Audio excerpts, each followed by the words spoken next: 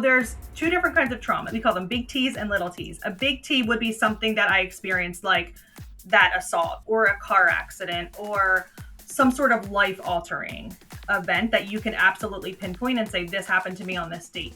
Little traumas are more what we see in therapy and what you may see in the addiction world of lots of little relational things of people not consistently not showing up for them or consistently not getting their needs met. And that pattern of little T's adds up.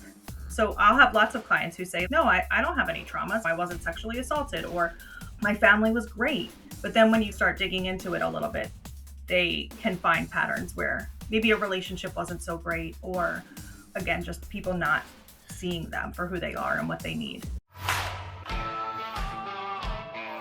It's The Journey with drug and alcohol attorney Mark G. Astor.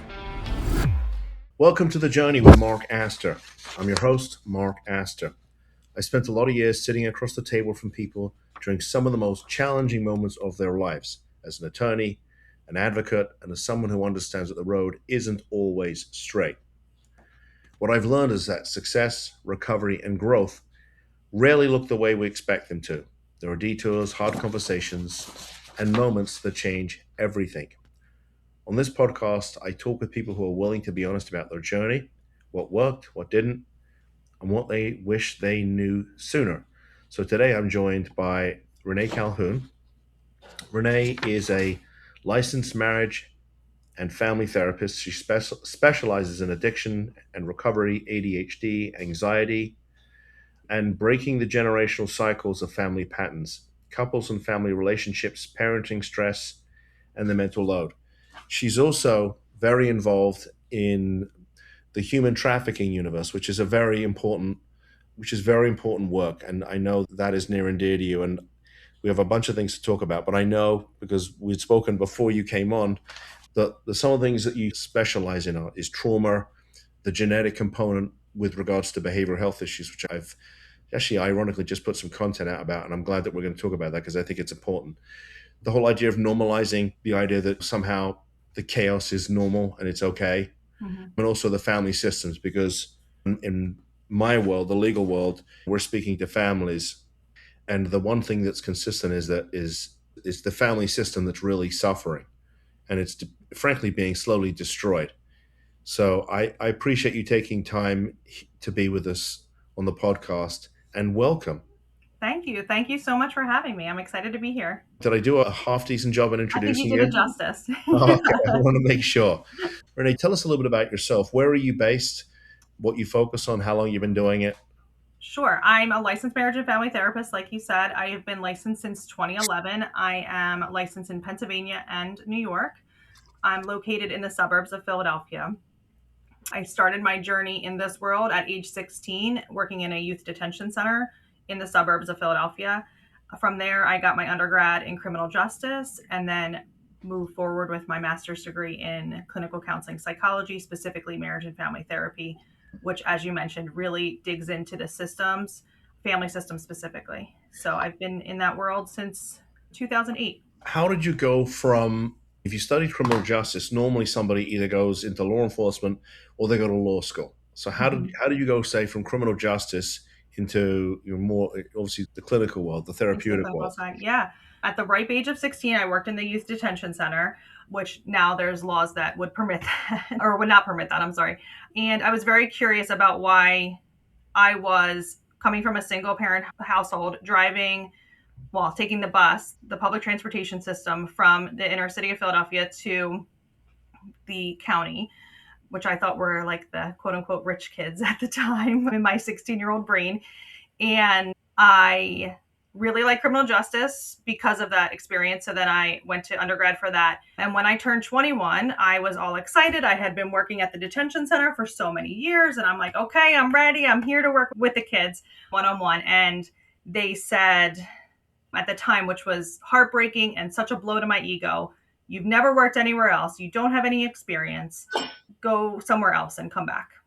And so there was a mental health facility across the street from my college. And so I went over there and they said, wow, look at all this experience, ironically. And so I worked in a residential program. I was there for about 2 or 3 months. And then I was assaulted by one of the residents who was 15 at the time. And I pressed charges on her because at the time she was only involved in the mental health system, and she had attacked me and I had suffered a concussion. And then after I physically healed, I went back to work and immediately had a trauma response with one of the other patients. And so they sent me to therapy.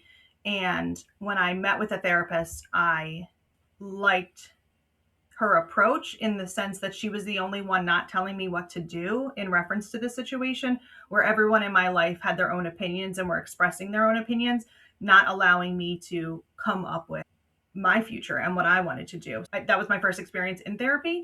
And then when I graduated, I didn't know what to do with my time or my life. All I had known as being a student. And so I quickly, after the summer was over, was like, what am I going to do? So I looked online and I found LaSalle University's marriage and family therapy program and systems work. And that spoke directly to my heart and all the questions I had growing up about what made me different than these other folks who were incarcerated.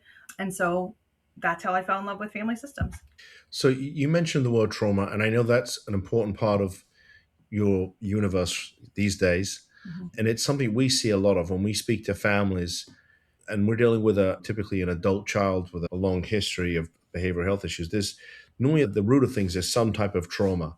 So tell me what you mean by that, because you said you had a trauma response, and I don't. If you want to, we can get into that, but I didn't want to pry into what happened with you. But Yeah. tell me what you mean by trauma response. There's two different kinds of trauma. We call them big T's and little T's. A big T would be something that I experienced, like that assault or a car accident or some sort of life altering event that you can absolutely pinpoint and say, this happened to me on this date. Little traumas are more what we see in therapy and what you may see in the addiction world of lots of little relational things of people not consistently not showing up for them or consistently not getting their needs met. And that pattern of little T's adds up. So I'll have lots of clients who say, no, I don't have any traumas. I wasn't sexually assaulted or my family was great. But then when you start digging into it a little bit, they can find patterns where maybe a relationship wasn't so great, or again, just people not seeing them for who they are and what they need.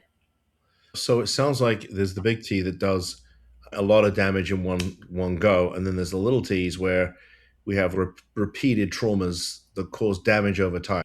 So Yes. tell me about how does the body deal with that? Why is that, and why is that digging into the whole trauma issue that important? Because it sounds like it really is. It's so important. And these big T's and little T's can happen to us, but there's also been a lot of studies about generational trauma, which I'm fascinated with, and the genetic component of it, where as a woman, when I was birthed, I carried all of the eggs inside of my body that would ever become children. And so any trauma that my mother experienced from conception until birth, and then for me, any from birth until my children were birthed, those eggs and that DNA was all affected by trauma.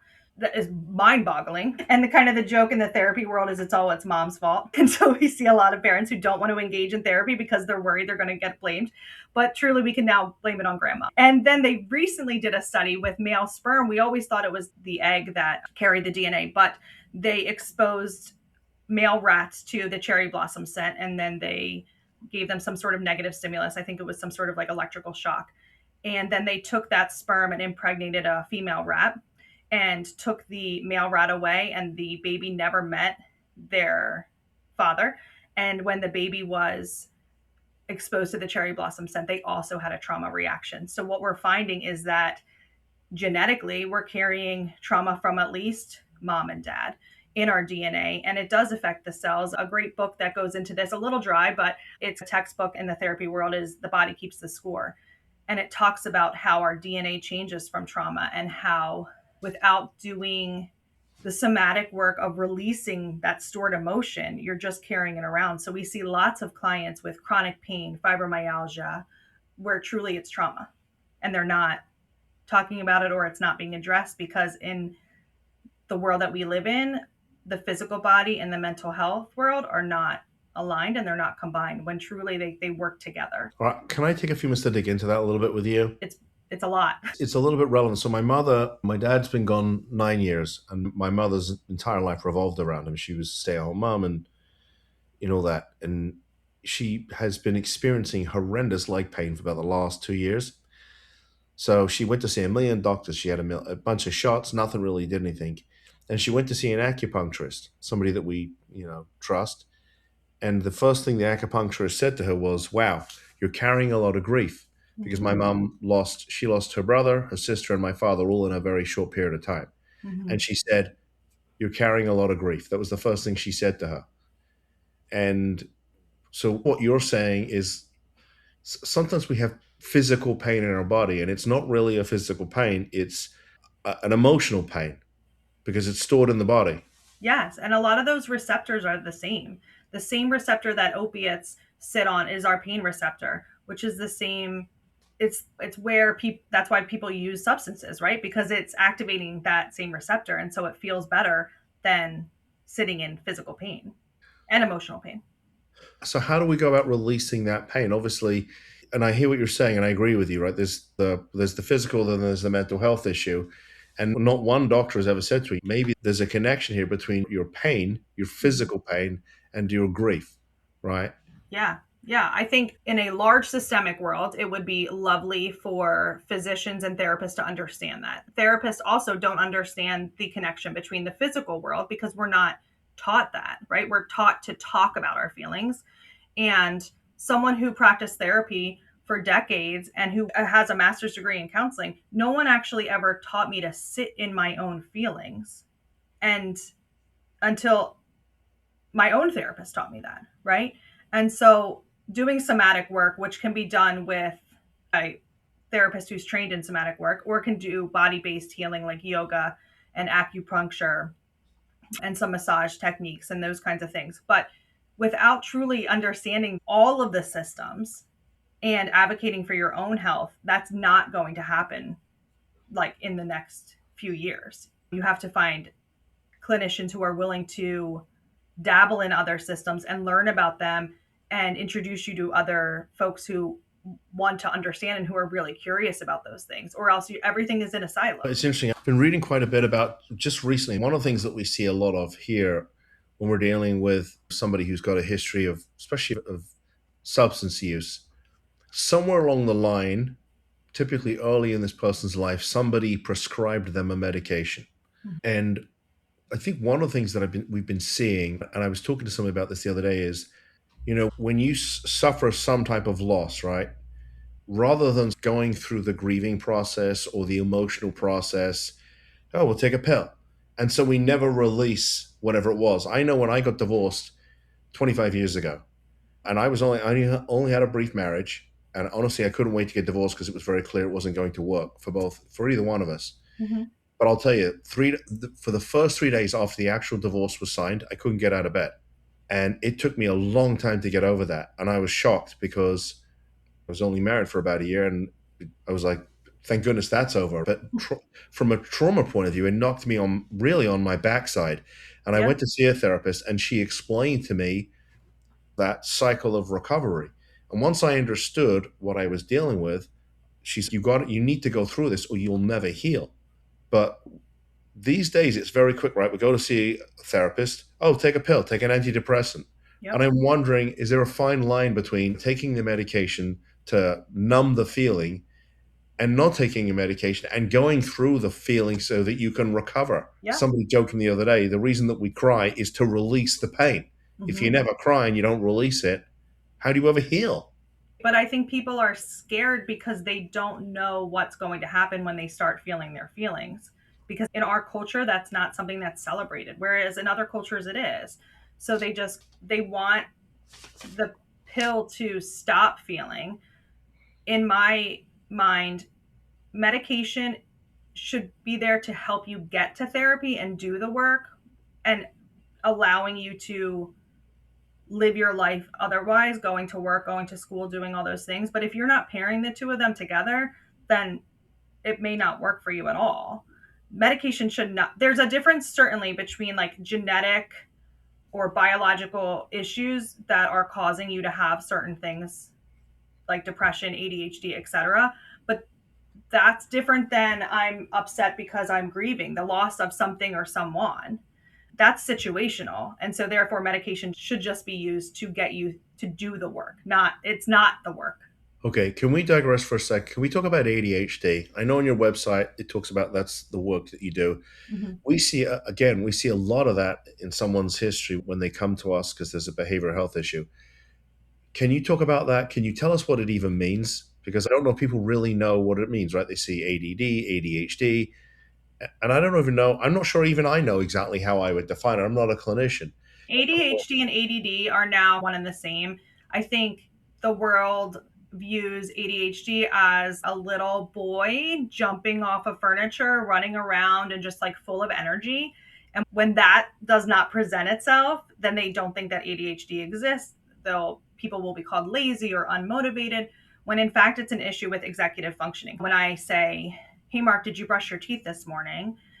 you think of that as one task, when in reality, it's probably 10 tasks. You have to walk into the bathroom, you have to pick up your toothbrush, you have to put it under the sink, you have to put the toothpaste on. All of those things are a bunch of steps to do one task. So an ADHD person thinks about brushing their teeth as 10 tasks rather than just one. And those 10 small steps can be completely overwhelming.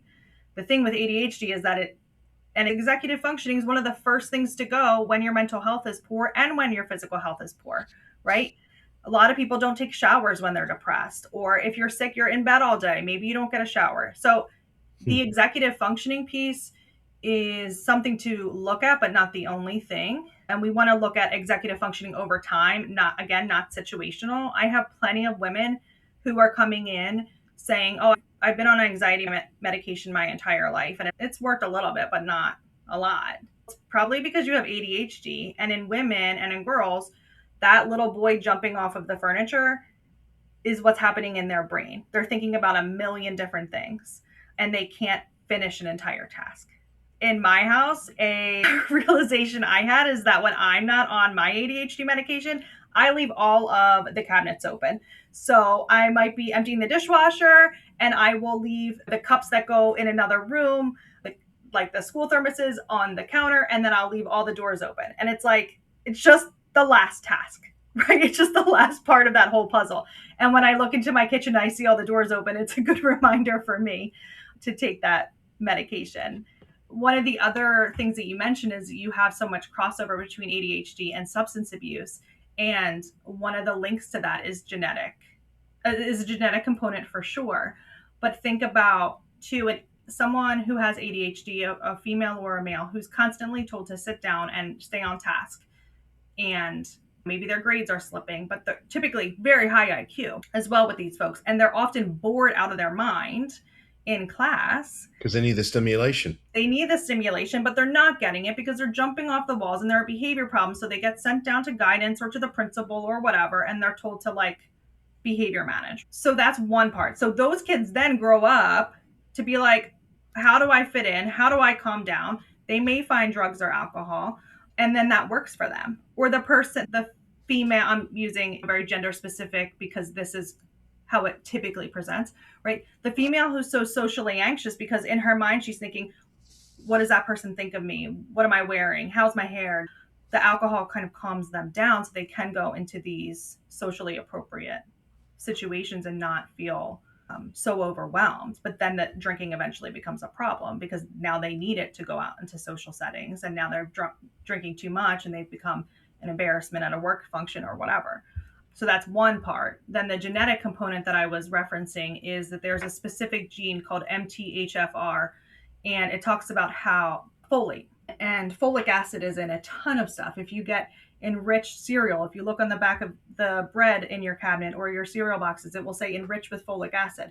That's something that can take someone who has MTHFR and just their body holds on to it. They can't metabolize it out. So you're holding in a bunch of junk, a bunch of pollution, whether through air or the lotions we use and the shampoos and all that stuff and the food that you consume. And then your body's holding on to it. Your brain can't get the nutrients it needs to function appropriately. So now, no matter how much broccoli you eat, if you don't have kind of that vehicle to take it to across the blood-brain barrier, you're never going to get it. And MTHFR is linked to anxiety, autism, ADHD, and addiction. And so it's no wonder that we see all these together. So basically, what we're doing is we're putting all these substances in food, and then we're medicating these people, and it sounds like a bit of a cycle here. Am I wrong about that? For sure. And you may or may not be medicating them appropriately without the appropriate gene testing either. Interestingly enough, just I think a couple of weeks ago, again, there was a lawsuit that's going on in California, and it has to do with addiction to social media. And I've got five nieces, and I know when we go out, they're all sitting there on the phone. And I'll be honest, I'm a little bit guilty of myself because Mm-hmm. there is something about it does stimulate. And I'm wondering if there's any connection between sort of the ADHD need to be stimulated and the fact that social media is, well, it provides the stimulation. Is that why we're seeing so many people on their phones constantly on social media? Absolutely, because it provides a dopamine rush, right? So if I have ADHD, I'm already in a dopamine depletion, which means I need more stimulus to get me motivated, which is why a lot of these folks are called lazy. So the phone, let's just use the phone in general, take away social media. The phone and gambling are so similar, which are behavioral addictions, right? When I pull that lever on the slot machine, I don't know what's going to happen, right? Same thing happens with my phone. When I pick it up, did I get a text? Did I get a Instagram alert? Did someone tag me? What's going on? What's going on? So it's like a dopamine rush every time you get that alert. And so we're always chasing that high. Yeah, it's a problem. And I've noticed that myself, and my wife will say, you're always on the phone. We put a lot of content out on social media, and that causes people to respond and post and all that stuff. Mm-hmm. And it can definitely be addictive. There's no doubt about it, right? You feel that little rush, right? Somebody posts something on one of your posts. If you know the five love languages, and if you don't, I highly recommend everyone to go to fivelovelanguages.com and take the quiz. It says what their love language is. But if yours is words of affirmation and you're putting out this content and you get someone who says, "Oh, Mark, I love your recent podcast," now you got a double dopamine rush, right? Or the opposite. I've been talking a lot about just recently about the legalized marijuana and kratom, and I've had people say, "Oh, it's no big deal. You're a party pooper." Blah blah blah blah blah. So you get that other response, and there was a time when I would take that personally. Mm-hmm. I'm like, "No, it's not personal." So I appreciate you shedding some light on that because it's a very interesting universe that I think is probably going to continue to evolve. Well, Okay, often with our love languages too, if it is words of affirmation, when someone does make a negative comment, it hurts worse than if that wasn't your love language. Same thing with your phone. If your love language is quality time, and or if that's your wife's love language is quality time, and she feels like you're always on your phone, it then harms that relationship because that's what she's craving, and you're not able to give it to her in that moment. So the same way that we receive love is the same way that we're often punished, or it feels like punishment, I should say. yeah. So the therapist I used to see when I was going through my divorce, I'd say, I'm having this feeling. And she'd say to me, you have to be careful about what meaning you put on that feeling. For Mm-hmm. instance, I'd say, I have this feeling about my ex-wife. And she said, okay, but that doesn't mean to say that you should call her up and tell her you want to fix your marriage. You are connecting the feeling with some type of response. And Mm-hmm.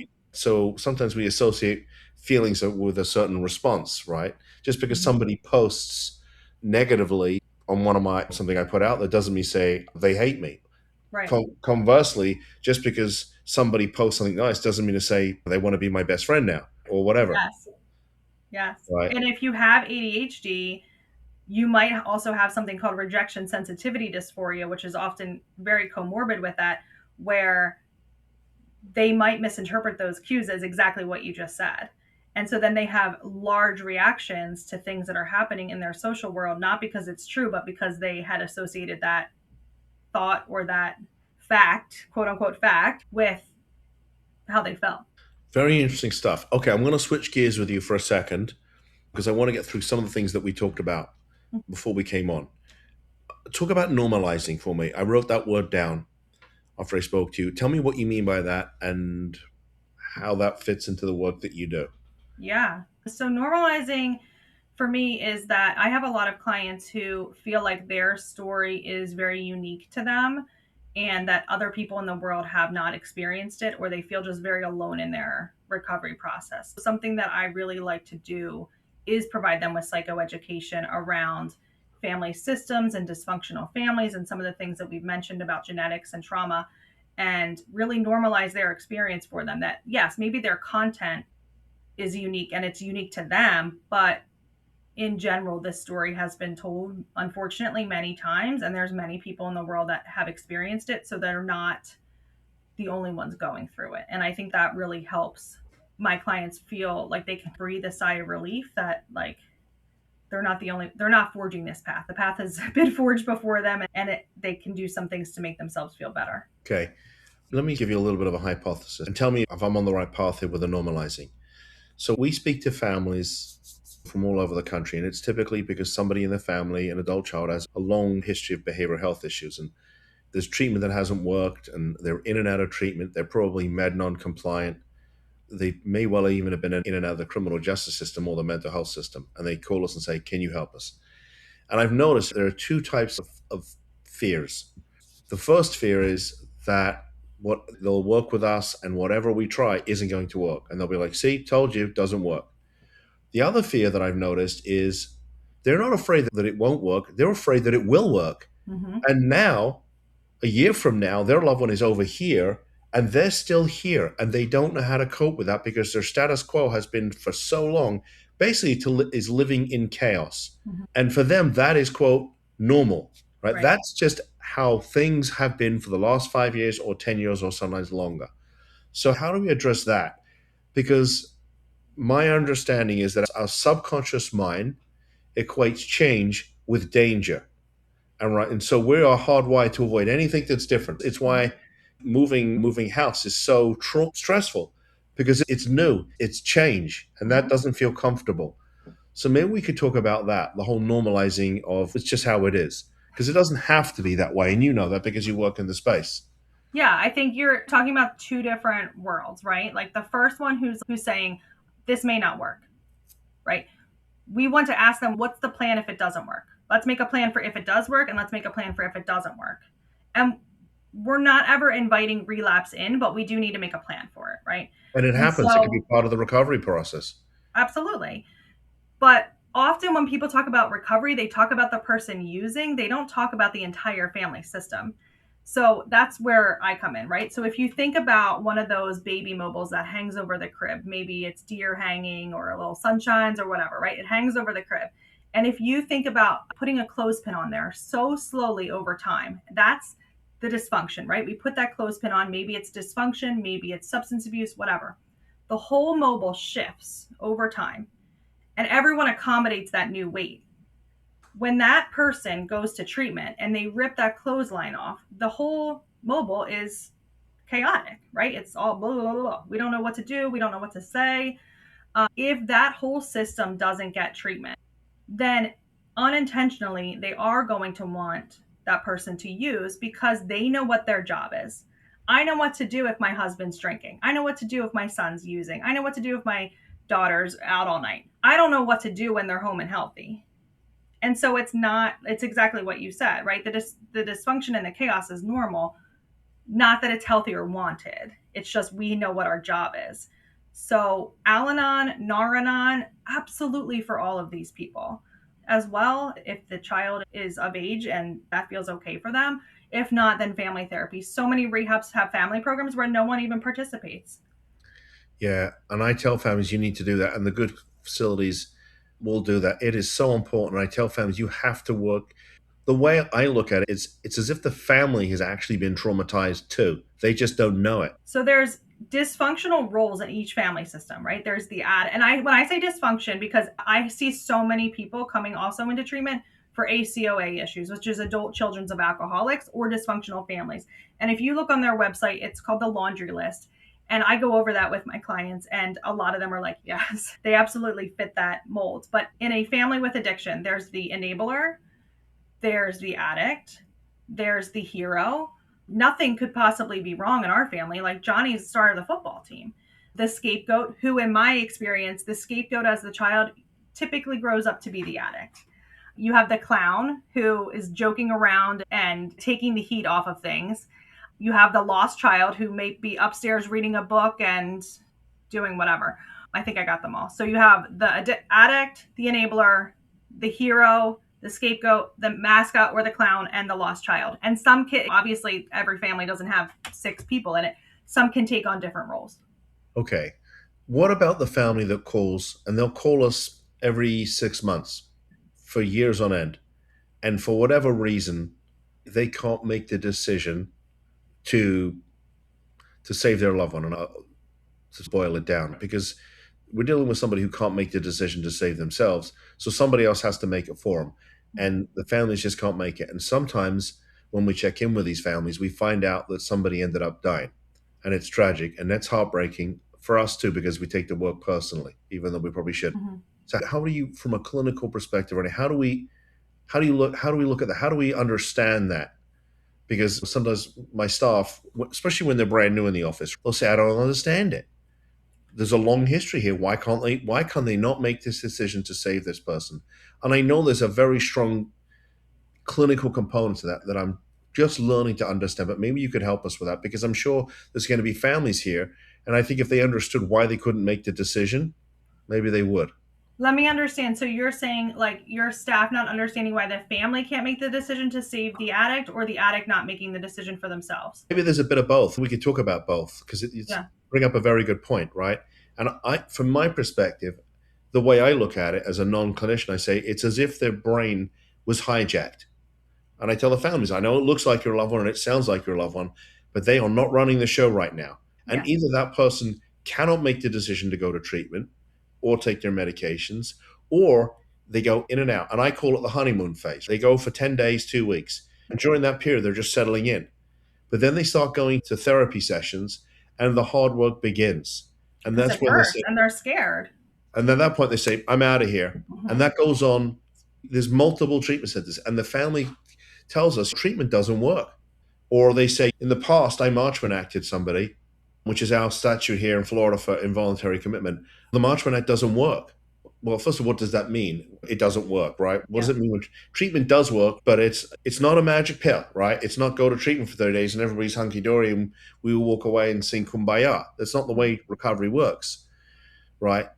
And so you've got the family member who goes in and out, and then you've got the family who can't either make the decision to force them to stay, right, or can't make the decision at all to make them go for any period of time. Mm-hmm. I hear a lot of times treatment doesn't work, or clients can't be mandated into treatment and it's going to work. It absolutely does work, but the therapy needs to be individualized for each person showing up. And a lot of times, some programs can't do that because of whatever curriculum they use or their standard of care or whatever. And some therapists don't know how to meet them where they are.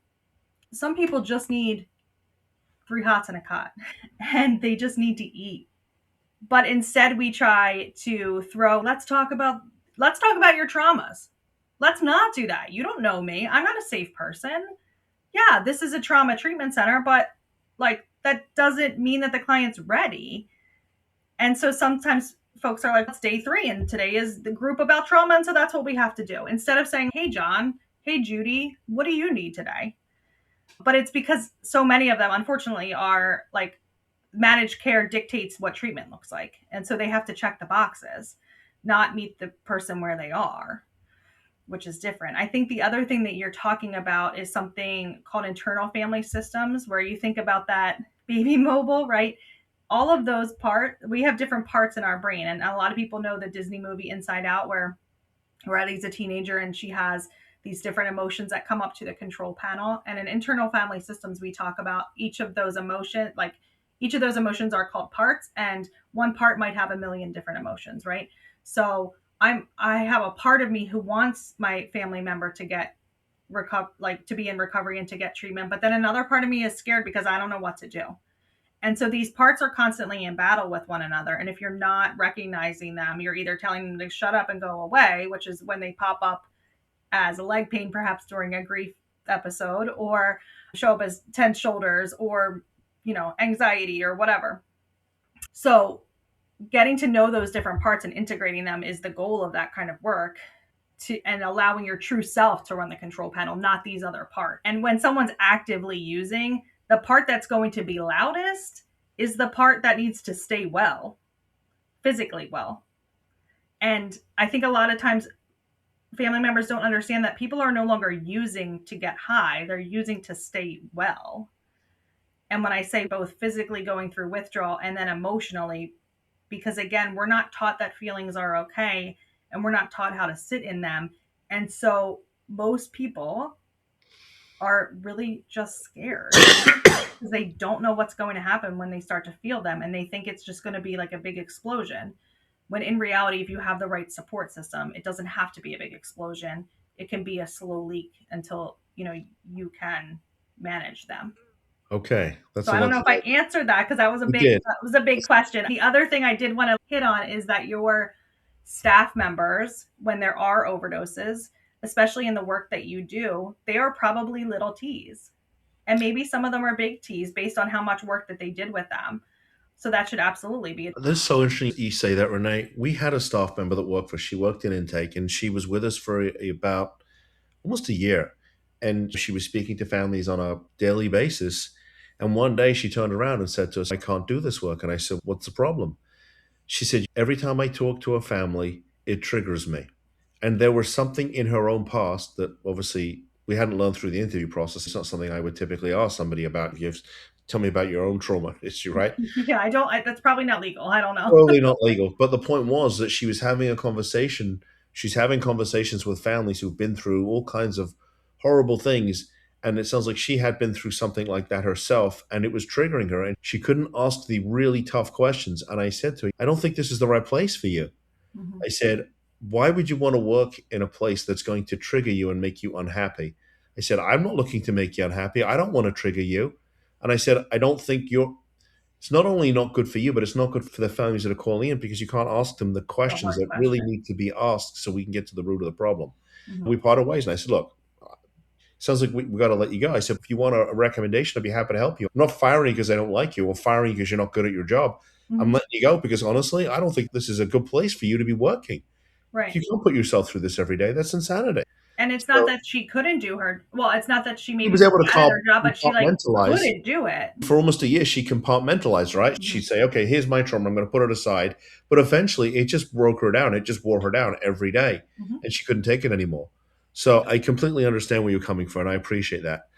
With the time that we have left, I want to talk to you about your involvement in the whole human trafficking thing, because Mhm. I know that has been very much talked about in the news recently. So tell me about that, the work that you're doing, why it's important, how we can deal with this, because I know it's a serious problem.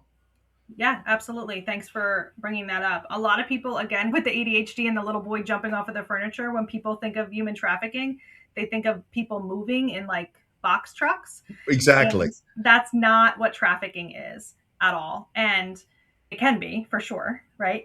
But the definition that I like is people exchanging something for sex, drugs, money, or a place to stay. And when you put it in that context, so many of our clients involved in substances have exchanged sex for sex for drugs, money, or a place to stay. And initially, it might just be I'm going with this person and I sleep with them and they provide me drugs. And later, it can become something much more involved or with a much more bigger system behind it. But our children, like you were talking about with social media, right? They make innocent posts like, I got this bad grade on my test. And someone then comes in and starts talking to them and meeting them where they are. And these traffickers or pimps are really good at figuring out these vulnerabilities. And we think about Maslow's hierarchy of needs and a place to stay, we talked about before, love and belonging, learning their person's love language, right? They're really good at skilled at that and they meet that person where they are and they meet that need. And so, oh, your parents are mad at you because you got a grade. Like they shouldn't be. Don't they know that teacher's awful? Blah, blah, blah, blah, blah. So it's like a long grooming process and it can be with anyone. It doesn't just have to be what comes to mind when you think of a trafficker. Traffickers can also be women and family members. So you hit the nail on the proverbial head, right? Because we do think about people being shoved in a box truck and somehow snuck across from Orders or whatever. yeah, Yeah. that's what we think about. Oh, and so it's an interesting dynamic. How do we stop some of that? Because obviously it's causing tremendous trauma. Yeah, for sure. So I'm involved with an agency called Worthwhile. It's a nonprofit located in Pennsylvania, but we serve some things nationwide. Our mission is to meet those where they're at who've been affected by human trafficking. And there's different states have different prevention programs. Like in Florida and in I think in only two other states, human trafficking is part of the health and wellness curriculum, and it's mandated. Other states, we don't have it at all. I'm trying currently to get into a large city in our area, and nothing but red tape to get this curriculum approved. And we're talking about healthy relationships and how do you stay safe online, so that what do you do when you don't have your Maslow needs met, and who do you go to who are not then going to turn around and exploit you? So that's one way, is certainly prevention, and you can check out Worthwhile's programs online. For me personally, as a therapist, I want to talk to other clinicians who are in this world, because you are directly involved with the vulnerable populations. Kids on the spectrum, ADHD, anxiety. It's not just kids, too, it's adults, right? Adults with substance abuse issues. How are we, okay, if you go home and you relapse, what is your plan? How are you going to have money to buy drugs? How are you, again, we're not inviting this in. We don't want to promote it, but we want a plan. If you do decide to have sex with someone for drugs, money, or a place to stay, how are you going to stay safe? Who can you talk about this to? But I've worked with some clinicians who are males, and they're like, I'm not going to talk about sex life with one of my female clients. It's like, what? Then you're not doing your job. Kind of what you said. If this is going to trigger you in some way, then you're not doing your job. You are hired to help them, not to shy away from the hard conversations because they're weird or feel some kind of way. So that's one way that you can get involved in trafficking. And then also talking to your kids about who are their five safe adults to go to, who, and have them say that as they get older, I'm sorry, because it's not always parents. And sometimes it's a coach, sometimes it's a teacher who are exploiting these kids. So who can they go to, and who are also parent approved? Yeah, you're doing some amazing stuff. I'm very grateful for you. Okay, before we go, can you tell folks how do they find you? How do they get information about the work you do? How could they potentially work with you? Sure. So in Pennsylvania or New York, I'm currently accepting new clients. They can go on Renee Calhoun, LMFT, like licensed marriage and family therapist.com. For more information about human trafficking and the work that we do at Worthwhile, you can go on to worthwhile.org. I love that. And for folks that are watching, thank you for tuning in. If you want more information about the work that we do, mentalhealthaddictionlawfirm.com. That's mentalhealthaddictionlawfirm.com. Or just Google Mark Astor. I think we have about 825 videos on YouTube, which we put out on a daily basis because I think it's important for people to get the information they need. And they shouldn't have to call a lawyer to get it. So, Renee, thank you for being here with us. You're doing amazing work, and thank you for what you do. You're Thank helping a you for lot of what you people. guys do. So, with that said, we'll see you in the next episode.